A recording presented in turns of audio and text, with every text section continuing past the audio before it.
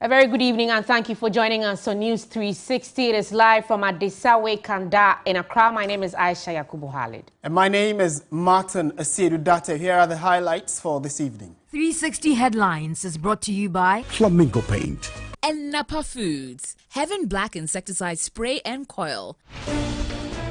This evening, new cocoa price for the 2023-2024 crop season is now 1,308 Ghana cedis per bag, an increase of over 60%. Pig farms affected by African swine fever in Kwewu West municipality of the Eastern region disinfected.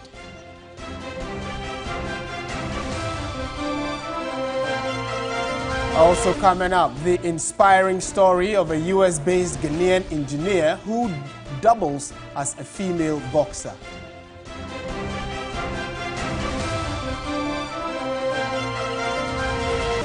In international news, more than 1,000 people have died after a strong earthquake hit Morocco.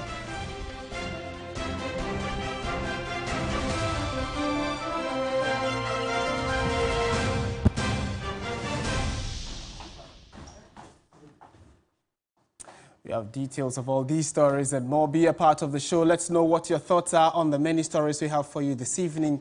And we are starting from the big one having to do with the new price for cocoa in Ghana. Now, Ghana has announced a new cocoa price for the 2023-2024 cocoa season. The new price is 1,308 Ghana cedis per bag, and it's an increase from 800 Ghana cedis during the previous season. The new price was announced by President Akufo-Addo to open the new cocoa season, which now begins in September after the previous October cocoa season. Until recently, international prices of cocoa have remained relatively low and made worse by COVID-19. In spite of this, Cocoa Board and government have been taking the very hard decision of increasing producer price of cocoa.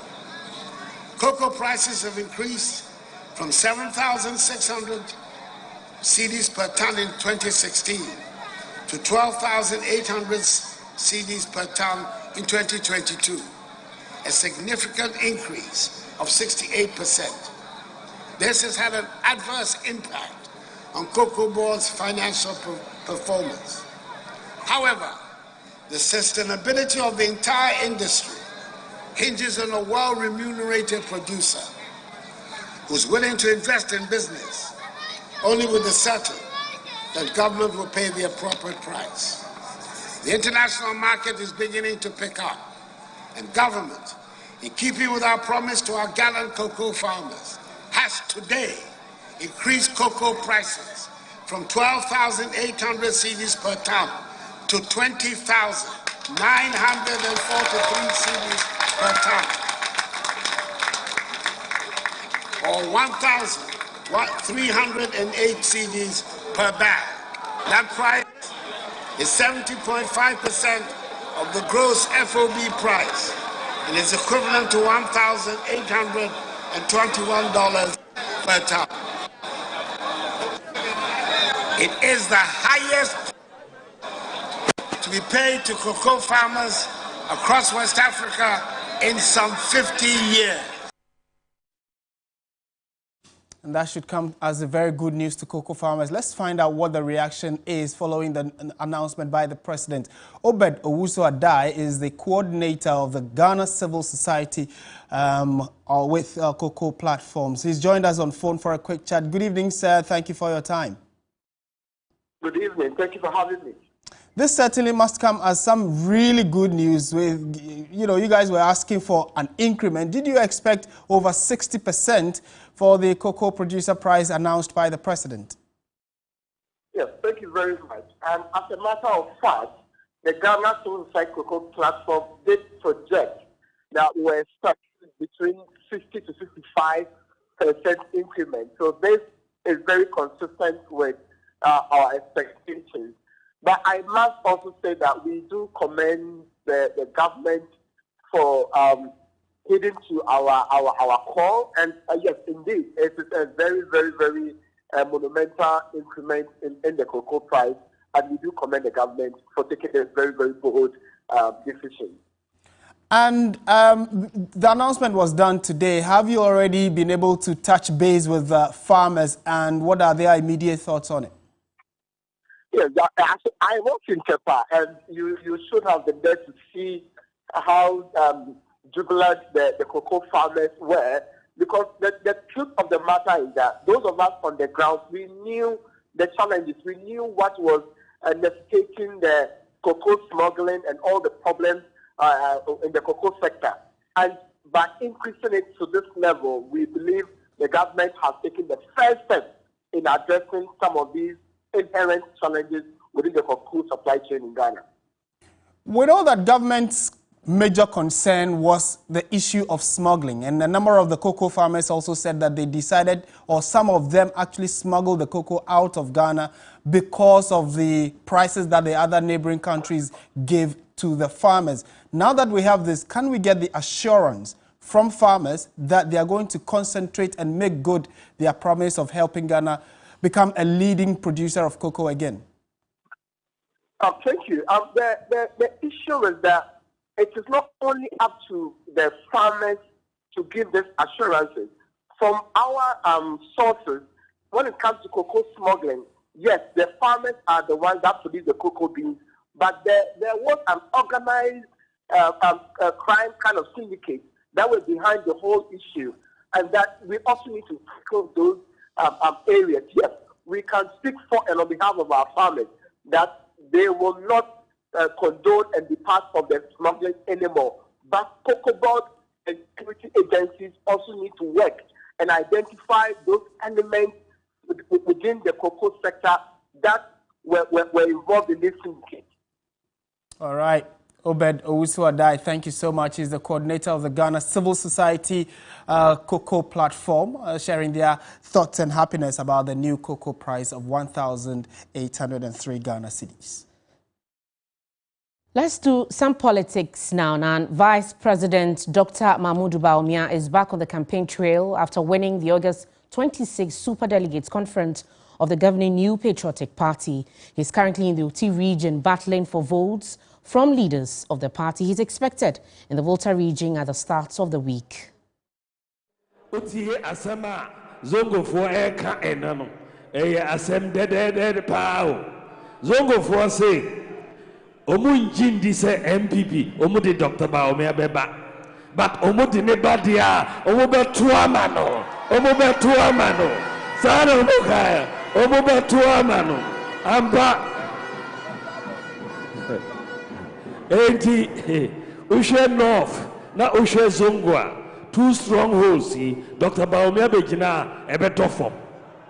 And Tofom so NDC to me win the election. Voter region. Because Gina voter regional, making more votes. I'm a MPP. Why were voter region?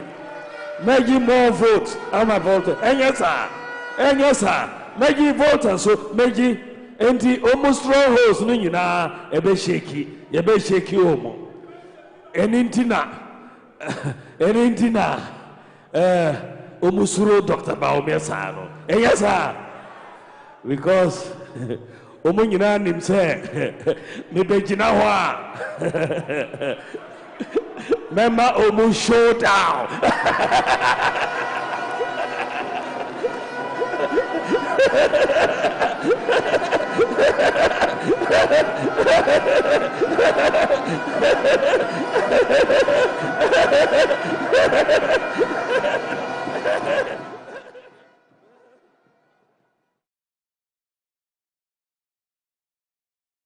Right, so that's the Vice President, Dr. Mahmoud Bawumia, in the Oti region. And just to translate what he's been saying in the local language, he says that he's in the stronghold of the National Democratic Congress, and he knows that people in the Zongo communities are saying that if Dr. Bawumia leads the NPP, they will vote for them. So he has the assurance that he can defeat the NDC both in the northern region and in Zongo communities.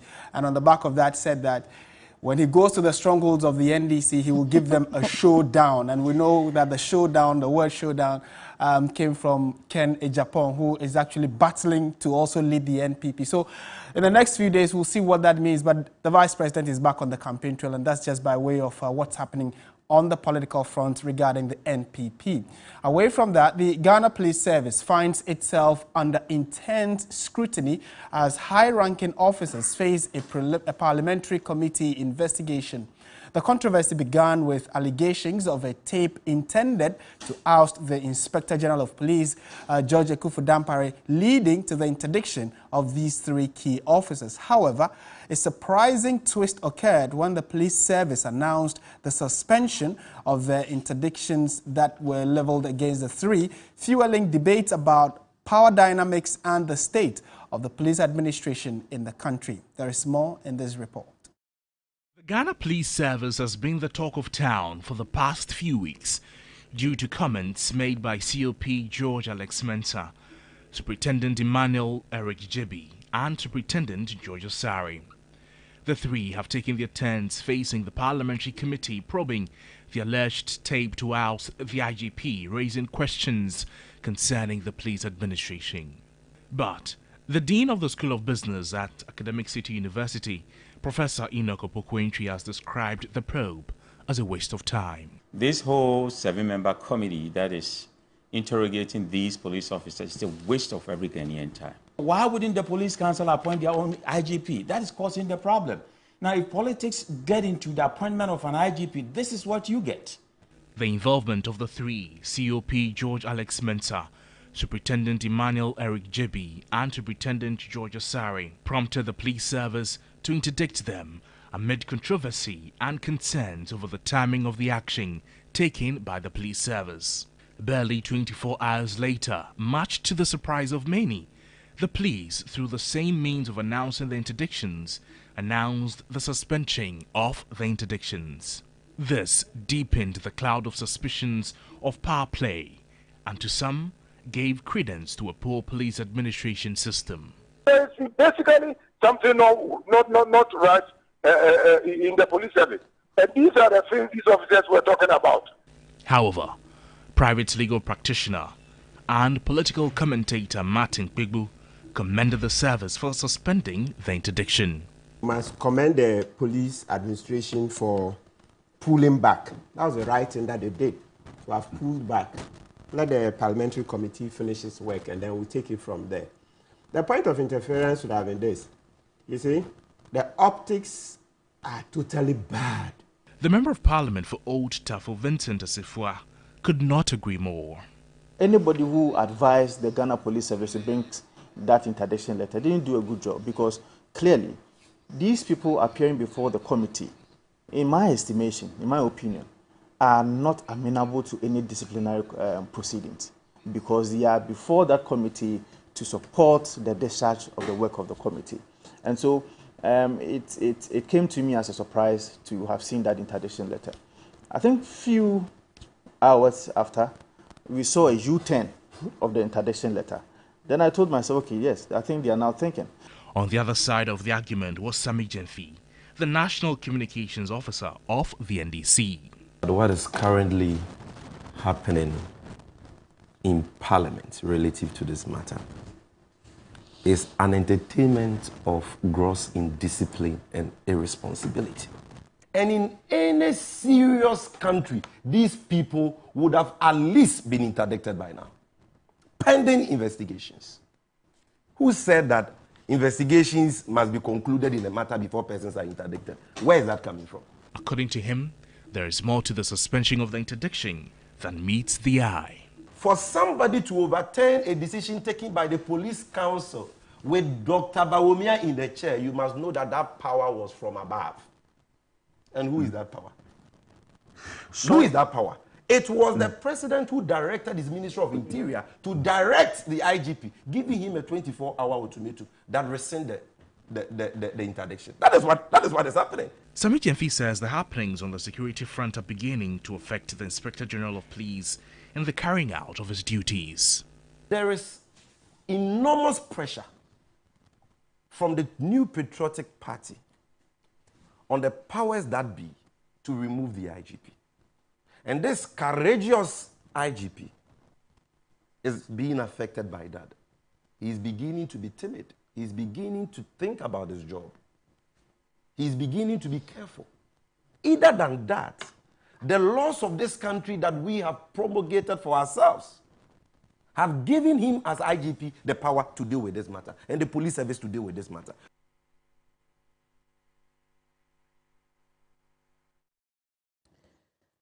The Electoral Commission faces major legal hurdles over its decision to conduct the upcoming limited voter registration exercise at only its district offices. Some say the Commission's decision is an infringement on the constitutional provision on the right to register and vote. My colleague Manasseh Aprum has more in the following report. The success of elections is a major determinant of the state of democracy in democratic nations all across the world. For a body put in charge of planning electoral processes and ensuring that these processes do not result in unwanted or negative implications, working in accordance with the provisions of the law will be non-negotiable. The people's right to participate in democracy should thus be paramount. The decision by the Electoral Commission to limit the upcoming limited voter registration exercise to its district offices instead of electoral areas has not gone down well with some political parties and civil society groups. The exercise will be held between the hours of 8 a.m. and 5 p.m. each day, including Saturdays and Sundays. Each district office will serve as a registration center. On Friday, 2 private citizens took the Electoral Commission to court over the decision to hold the limited voter registration exercise at the district offices. This is after the leading opposition party, the National Democratic Congress, and 4 other political parties, namely the Convention People's Party, CPP, the All People's Congress, APC, the Liberal Party of Ghana, LPG, and the Great Consolidated People's Party, GCPP, also dragged the Electoral Commission to court. I wish to add my voice to those who have called on the EC to reconsider its decision to restrict the registration exercise to its district offices only. Acquiring a voter ID card affirms one's right to vote, and access to a voter ID card should be easy and not limited by location. Every Ghanaian deserves the chance to exercise this democratic right. I strongly urge the Electoral Commission to facilitate the registration exercise in all its electoral areas to allow for easy access and a reduced burden on the citizenry in their quest to register. Ghana's laws are clear and precise when it comes to the right to vote. Article 42 of the 1992 Constitution of Ghana provides that every citizen of Ghana who is 18 years of age or older and of sound mind has a right to vote and is entitled to be registered as a voter for the purposes of public elections and referenda. This right of the citizen is thus guaranteed, placing on the Electoral Commission the responsibility of ensuring that citizens who are qualified by law are allowed to partake in this democratic process without hindrance. For private legal practitioner Martin Pebu, the executive committee would be failing in this responsibility by subjecting citizens to extreme conditions by insisting that the registration be done at the district offices. This is a slap in the face to say that such citizens, 24 Ghana cedis, you should travel 100 kilometers. You know how much it costs to go 100 kilometers to go and register? So there's a disconnect. So the EC's program, there's a disconnect. The EC doesn't understand the dynamics, that poverty is such a huge problem. You see, because we are in Accra and then sometimes you think, oh, even 50 Ghana you use for a snack, you just presume that every part of the country, everybody is well off. No, poverty is a huge problem. But the MP for Otafo, Echo Vincent Asefwa, offers some justifications on the basis of the EC's discretion to determine how to fulfill the law.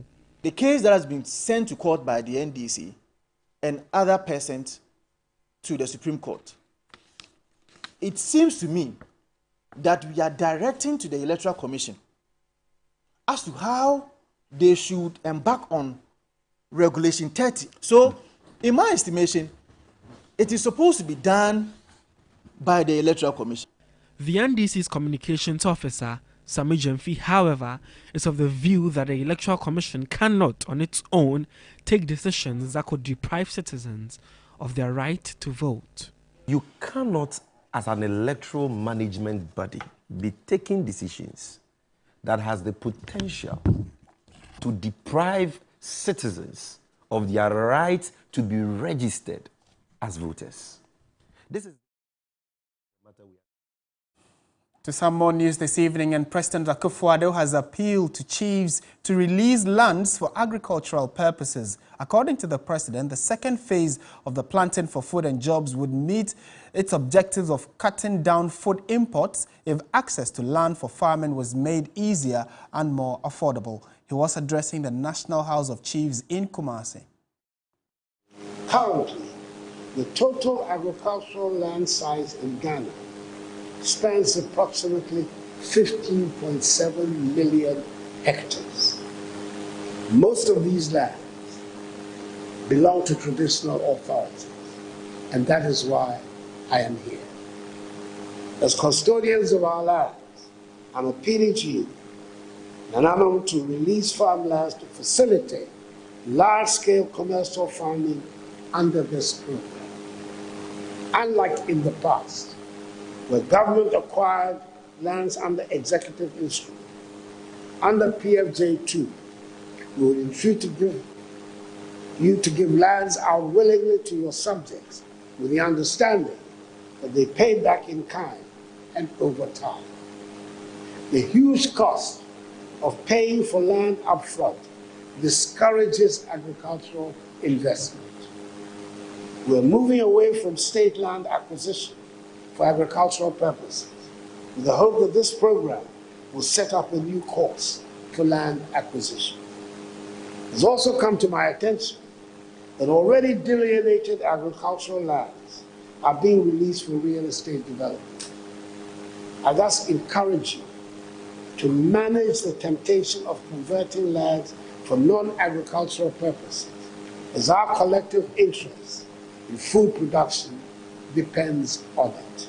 One area that we should all be looking at is Galamsey. As much as possible, we should also try to check Galamsey. Otherwise, the existing farms will be destroyed. We want to feed ourselves. We want to create jobs for our people. We want to feed our industries, and we want also to stop the importation of food that we can grow here, and of course encourage our people to produce more and to export to earn foreign exchange for ourselves. Away from that, disinfection exercises have begun in an African swine fever affected pig farm in the Kwewu West municipality of the Eastern region. As a biosecurity precaution, the Municipal Security Council has banned the movement of pigs. Yvonne Ikwe has been to Kwewu Akwabwa and has filed this report. After investing in pig farming for 3 years, Dr. Kwesi Owusu lost almost everything. The outbreak of African swine fever virus in the Kwewu West municipality has hit his farm, leaving him traumatized. Compensation is not in sight for him. Government officials have bluntly told him. According to the agri director in this area, they told me that the pig farmers have not organized themselves enough to have an association which can speak for the pig farmers. But he know that the poultry industry, they have a voice. So the government is not interested yet to know what is happening to we, the pig farmers. He fears the failure of government to support affected pig farms like his may encourage other small-scale farmers in the Kwewu enclave to hide the affected pigs and sell them to unsuspecting consumers. This news is a bad news. If they hear that there is no support for the pig farmers, they will sell their animals quick without knowing the implication that will happen to their consumers. The news of the African swine fever disease is beginning to cause panic among consumers. One consumer returned the pork meat to the affected farm, demanding her money. The chief executive officer of the farm reacted. The woman called and said, the meat that she bought 2 weeks ago is smelling. I will refund their money for them because the money I have lost And this almost 2,000, 3,000 Ghana cedis, it's not something you can compare with my losses. The Kwewu West Municipal Veterinary Officer, Dr. Marcos, says there is no cause for alarm. He explained that in the interim, the affected farm will continuously be disinfected for environmental assessment for about 3 months, while all other contacts are traced for effective monitoring. We had to be frequenting this place to ensure that at least we don't move any live animal from this place. And even the meat, we don't also, take them out. The Kwewu West Agric Director, Francis Dogbese, says the ban on movement would be enforced to the latter. We buried some earlier, and it's only proper that we disinfect the place periodically to ensure that at least the place is safe. But there is ban on movement and there is ban on sale, especially from this place.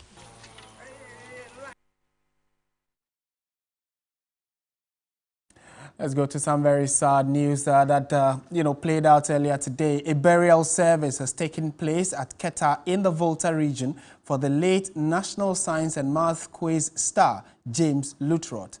James died in July after a brief illness. He was a member of the 2021 NMSQ team of Ketasco, which took the team to its first ever finals in the national contest. That feat was the first time a school from the Volta region reached the final of the competition. Meanwhile, his bust has been unveiled by the Ketasco School Board and the management and the managing director of Primetime Ghana, the organizers of the National Science and Math Quiz. And he was laid to rest today. We can only say, may his soul rest in peace. Meanwhile, the National Science and Math Quiz mistress, Professor Elsie Fa Kaufman, while expressing her condolences, called on other contestants in the quiz competition to be motivated by the life of James Kwabla Edem Luttrot. I remember him as a contestant a couple of years ago on the National Science and Math Quiz. I joined at the quarterfinals, and that's when I first met him. I remember him as a member of the team, a very solid team that year from Kita Senior High Technical School. They were a formidable force. I mean, they went all the way to the finals that year, and I remember that he was one of those that would get substituted in there. And he seemed to bring in some excitement whenever he was on stage. Even after he finished with senior high school, coming to university, I was in contact with him a couple of times. It's unfortunate. It's a very sad day today. That's all I can say. It's unfortunate. Sometimes you can't make sense of certain things. When young people die, it's always a problem.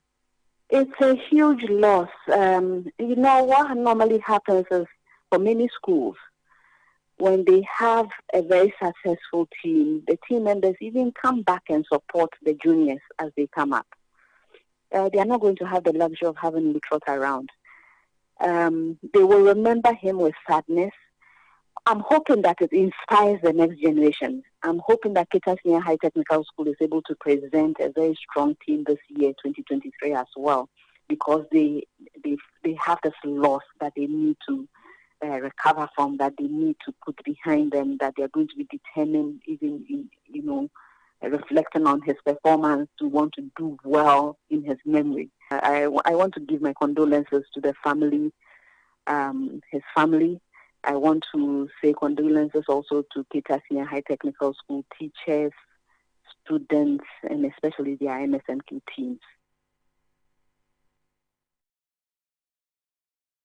Let's go to one of our headline stories we have for you this evening. And 3 days of national mourning has been declared in Morocco after more than 1,000 people were killed following a powerful earthquake that struck central Morocco. Hundreds of other people have also been injured. The quake, measuring a magnitude of 6.8, I should say, sent people rushing into the streets in Marrakesh and other cities. Many of the deaths were said to be in the hard-to-reach mountain areas. According to the U.S. Geological Survey, the quake struck just around 11 p.m. local time, that's in the evening, at a relatively shallow depth of 71 kilometers southwest of the capital, Marrakesh. Hospitals are working around the clock and coordinating, among others, to make sure that they are able to treat and save lives of persons who may be injured. The U.S. Secretary of State Antony Blinken has said in a statement that the United States is ready to provide assistance to Morocco following the deadly earthquake. And we have been trying to reach some Ghanaians who are living in Morocco and even the Ghanaian ambassador to Morocco to find out what exactly the challenge is and how all of this played out for them. Very soon we'll see who we can interact with. But for now, though, let's speak to Scotty Apia, who has been living in Morocco for the past 11 years. He is a Ghanaian who runs an African restaurant in Marrakesh, the capital of Morocco. He's joined us via Zoom for a quick chat. Scott, a very good evening to you. Thank you for your time. Where exactly were you when the quake hit? Good evening, sir. Good evening, everybody. Yes, yesterday I was in my restaurant here in Marrakesh at Gelis. The area is Gelis. So it was it was very terrible yesterday.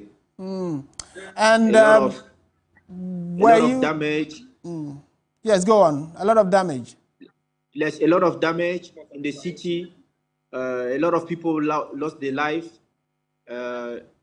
Most of people, they sleep on the street. Yes, it was very terrible, yes. And do you know people personally who have been affected by this earthquake, maybe friends and relatives? Yes, a lot of friends, Some are also, they didn't just discover everybody because some are still in the damage. Some are still there. So I know one guy who's dead. He lost his life, one Senegalese guy. I know we hear about another guy also. He broke his leg. I think he tried to jump to the wall. Yes. Right. And we know that you run a business there in Marrakesh. How has this affected your business? Was the structure in which you were affected as well? Yes, even my customer yesterday, most of them, they run away when they start. So it was not easy. Okay, there is a Ghanaian community we know that live in Morocco. Have you been able to interact with the Ghanaians living there, and have they also been affected? Yes, some of them, but most of them, they are young students. I don't know all of them, but some of them, they live inside, they live in the, how do you call it, the school compound. So we didn't get everybody now, but I think they are safe. Right. And have you been able to hear from the Ghanaian authorities in Morocco? Have they reached out to you and the Ghanaian community? What have they told you? Not yet. All right. We are grateful for your time. We wish you well. Definitely we'll be coming back to you to see how all of this is happening, whether or not the authorities have given some assistance. But we've been speaking to a Ghanaian Moroccan who actually, has been living there for the last 11 years, actually speaking to us for the first time since the earthquake that has claimed over 1,000 lives hit the country yesterday. Right, you're still watching News 360 live here on TV3. We return with some more news right after the break.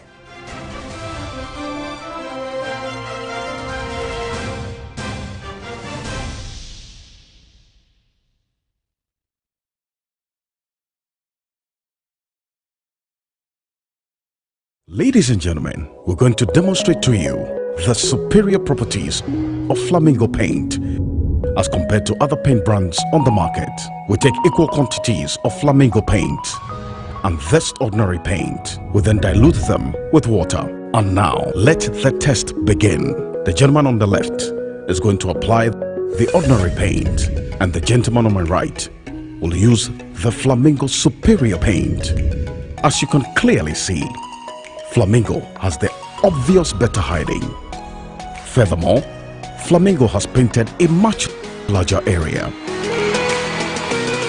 You know, one bucket of Flamingo paint is equal to several buckets of any other paint brand on the market. Flamingo paint is made with superior formulation to give superior durability, superior hiding, superior coverage. Flamingo paint, simply superior.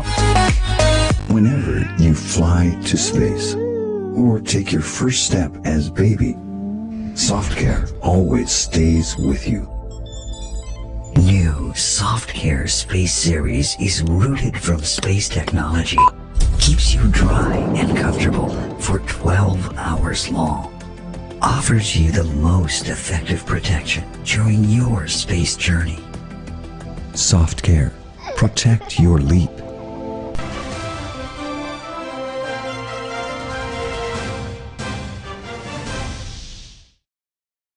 Thank you for staying with us. The chiefs of the Ziope traditional area have accused the police of subjecting one Felix Aziboji to physical abuse in a bid to coerce him into admitting a crime he was not guilty of.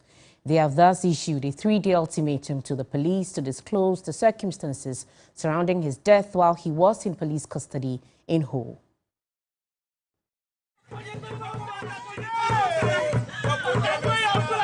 According to the family, they received a medical report from the teaching hospital which they interpreted as evidence of the premeditated murder of their son. Felix Aziboji was arrested on August 9, 2023 for his alleged involvement in the theft of a car that was impounded by the police. An image of the stolen car was allegedly seen on the deceased's status, hence his arrest at the Ho Lawyer Park on his way to Accra. Felix died in police custody at the Volson Regional Headquarters in Ho. The chiefs of Ziope traditional area want President Akufo-Addo to set up an independent investigative committee to unravel the circumstances surrounding his death while in police custody. We are all Ghanaians. We should be treated equally under the law governing this country. We have compacted ourselves for long. We are running out of patience.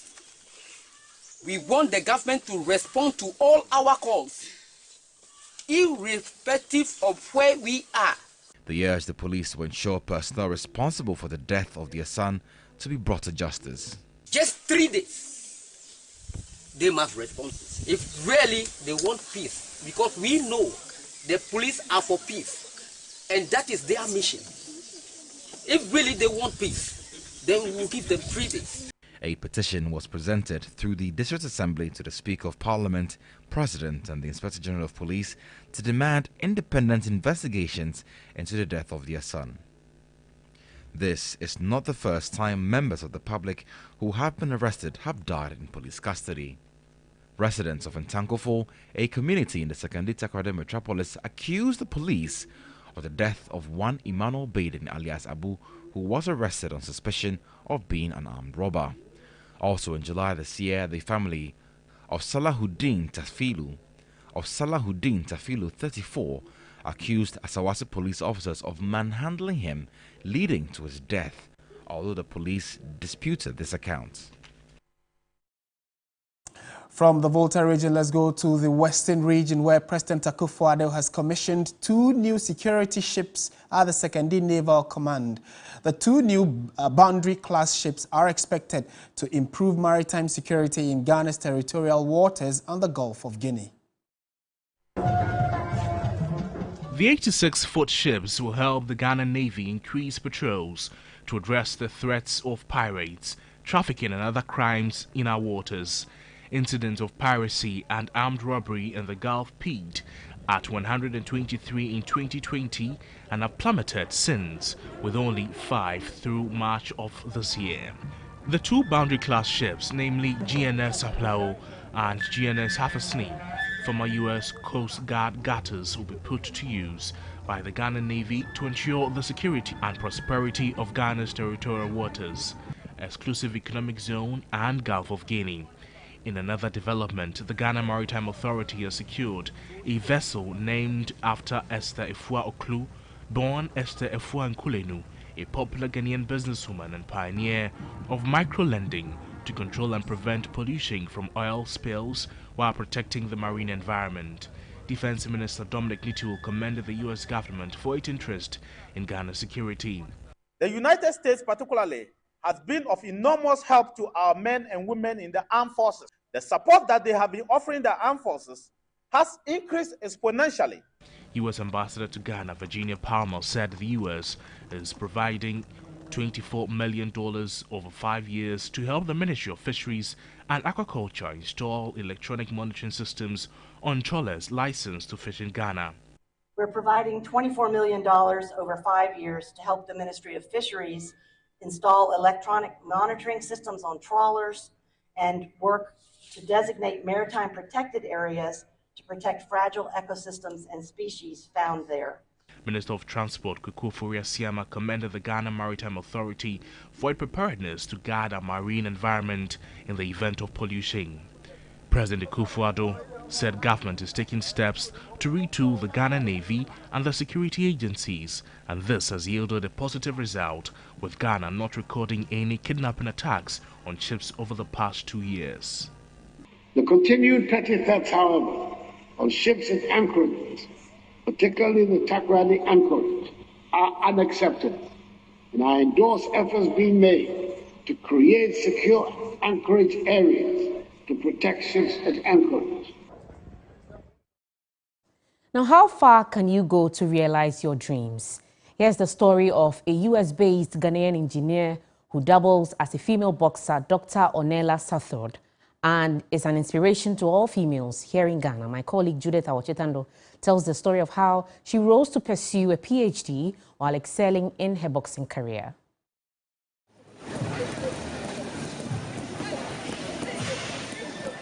Starting as a hobby to relieve mental stress, she eventually achieved success by boxing her way up the ladder. Meet Dr. Ornella Sathord, a female boxer with a PhD in analytical chemistry.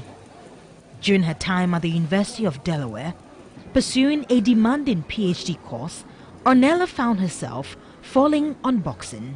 For her, boxing was not only a way out of the immense stressful situation a PhD had placed her in, it also helped her build resilience. People think I got my PhD and then started boxing. Now, when I started my PhD, I also started boxing a little bit.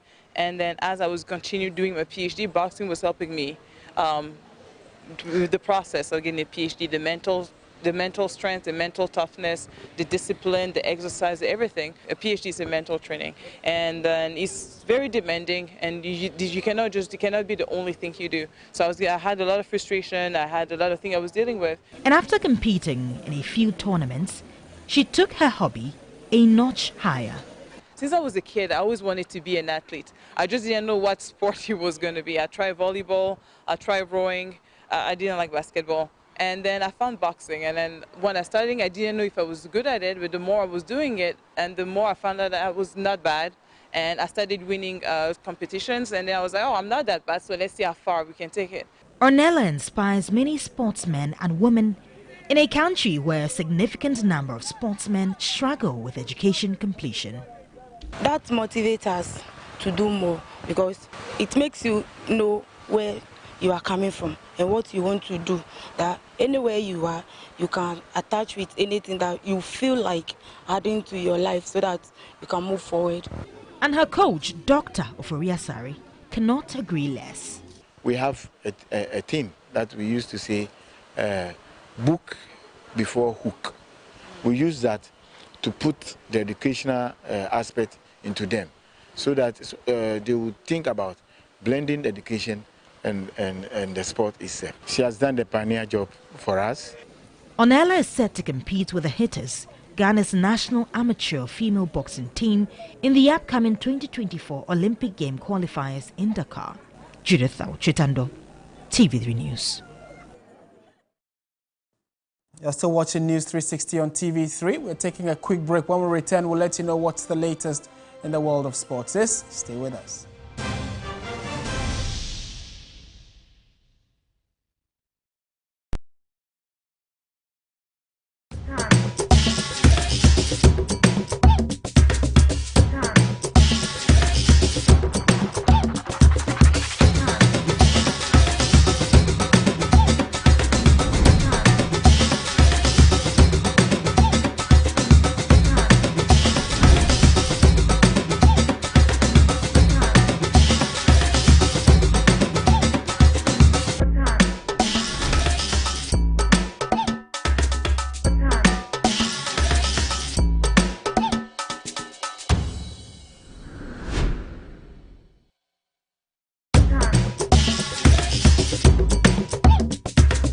Make life beautiful. Embrace it with the all-new Ahunfe from GTP. Life, style. Are you tired of struggling with bad financial situations? At Quick Credit, we understand the difficulties that come with transitioning to a better one. That's why we're here to simplify the process for you. With loan facilities from 1,500 cedis upwards, all you have to do is call and we will take care of the rest. All you need is your national ID. No savings, no collateral, no susu, no deposits, and no account opening required. Quick Credit has you covered. Whether you're expanding a business, starting a new one, facing an emergency like school fees or funeral expenses, or even just in need of a salary loan. What are you waiting for? Call Quick Credit today. 0302 200 390 or 059 692 0833. We do not give loans via the internet. Quick Credit is regulated and licensed by the Bank of Ghana. Terms and conditions apply. Quick Credit. Lending made simple. Sports segment is brought to you by Bell Pack Tissues.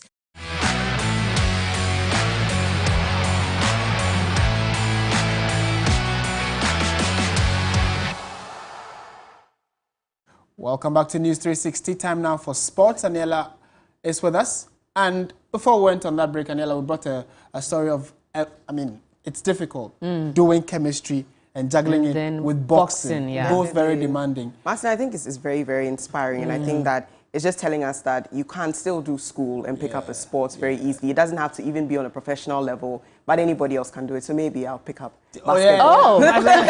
Maybe, just maybe. But still on boxing, we're starting off the sports segment with the 2024 Olympic Games qualifiers in Dakar. In UK-based Ghanaian boxer Sejima, professionally known as Freezy McBones, has lost his middleweight bout to Senegalese opponent Seydou Konate. Now, Jima lost on his amateur debut and failed in his first attempt to secure a spot to represent Ghana at the Olympics.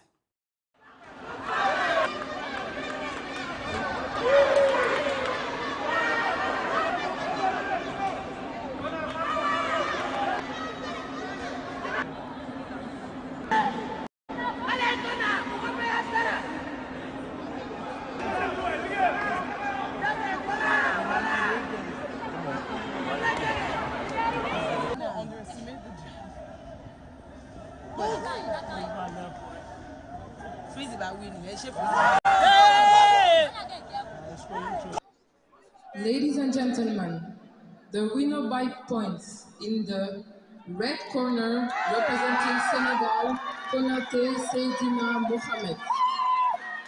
Whatever results happen, I don't care. I don't care. I see myself like a winner, no matter what. That was Freezy McBones there after the bout. Proceeding now to the devastating earthquake in Morocco. Sofiane Amrabat and Hakim Ziyech have sent some messages of support, with Ashraf Hakimi and others donating blood. On Friday night, a 6.8 magnitude tremor struck an area in Morocco around 40 miles south of Marrakesh. It is one of the most powerful earthquakes to have ever hit the country, with the death toll having risen exponentially since the time of impact. At least 820 people have been killed and a further 672 have been injured.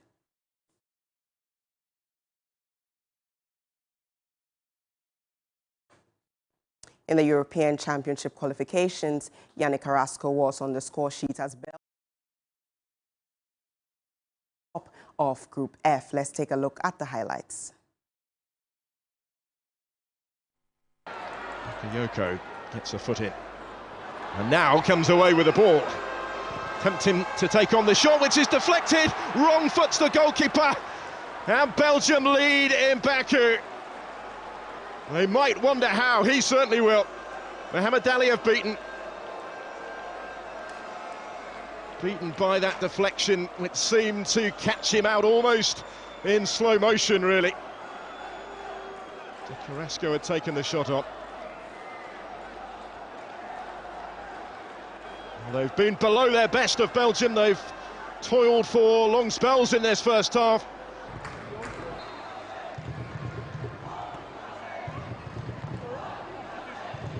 There's a bit of movement behind that. Isn't there, as Josh Gundiniev looks for his first international goal, and it would be one of such significance should Azerbaijan score the equaliser here.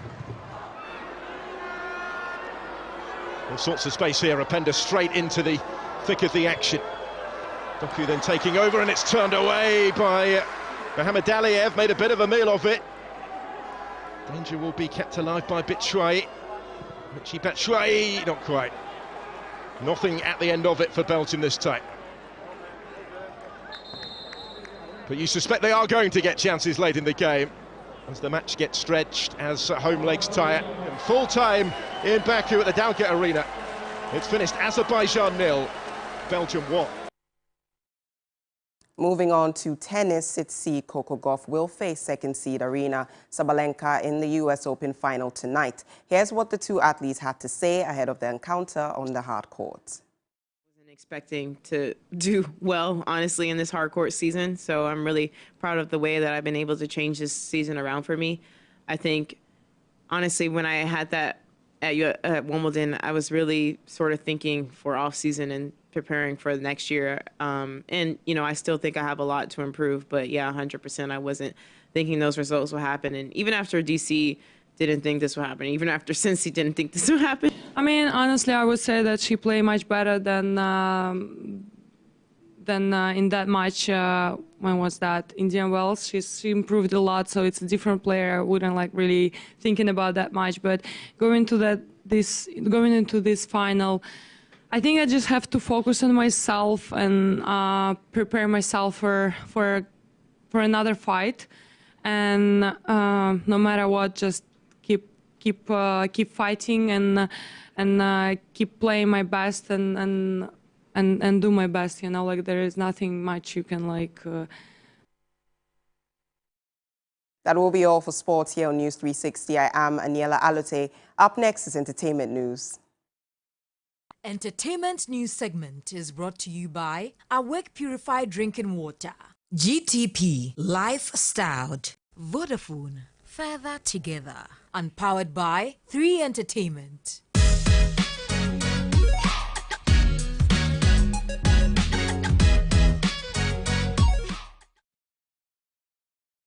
In entertainment news tonight, young poet and climate activist Nakiat Dramani Sam is on a mission to impact lives. The winner of Talented Kids Season 10 and Tovila Water Solutions have partnered to provide safe drinking water to needy communities. The elderly person, the chiefs, and my parents. The final stage of the Talented Kids, I performed a poem about sanitation, water, the environment in general. After that performance, I became the ambassador for sanitation. That is how it all started. Winner of Talented Kids Season 10, Nakiat Dramani Sam, has been passionate about the environment since her thought-provoking performance about sanitation and the need for people to have access to safe drinking water. 4 years on, the child star is still using her platform and influence to advocate for safe water. The 11-year-old, with support from Tovila Water Solutions, have rolled out a project to ensure that communities which rely on unsafe water sources have access to safe and clean water. Already, the Domiabra community, which used to share the same water source with animals, have benefited from the partnership. In terms of the water problems, they were complaining about the water scarcity for drinking, cooking, and all these activities we do as humans. And seeing that Nakiat, the poet, got the aim to get Domiabra safe, clean, potable water. The partnership seeks to achieve the challenges we have in our various communities when it comes to water quality. There are so many of these communities that lack access to water, not just lacking access to water, but they are exposed to using water that is unsafe. So Nakiat and Tovila coming together is to ensure that we end that story of using water that is unsafe in their communities. All right, so that'll be it for entertainment news. Time now for international news.